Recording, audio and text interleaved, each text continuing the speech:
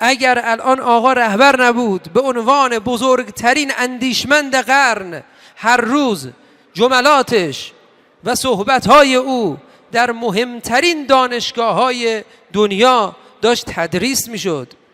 این نکته اساسی هست.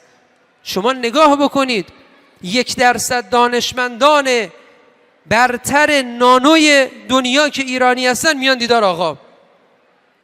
رئیس بنیاد نانو داره گزارش میده. یه دفعه حضرت آقا میفرمایند در رابطه با درمان سرطان با نانو چه کار کردید؟ این بنده خدا رئیس بنیاد نانو یه لحظه میمونه چی بگه؟ آقا میفرماید من تو این زمینه کتاب خوندم. یه کتابی بود مال آقای جعفری بود. یه رئیس نانو میگه بله آقا آقای جعفری اینجا هم نشستن.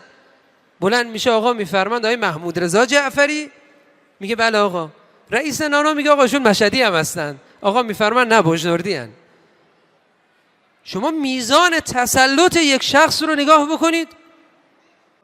کار سرطان که گفتید کار آقای دکتر جعفری است؟ نه خیر دکتر، اون کار آقای دکتر جعفری کار داروی سرطانه. راجع به کار آقای جعفری من یک کتاب خوندم. خب خیلی جالبه. آقای جعفری هم اونجا نشستن. دارو ضد سرطان داره تولید میکنه و حتی الان صادر میکنه. آقای محمود رضا جعفری بله؟ بله مشهدی هم هستن. بله بوجنوردی هم. بوجنوردی ماشاءالله.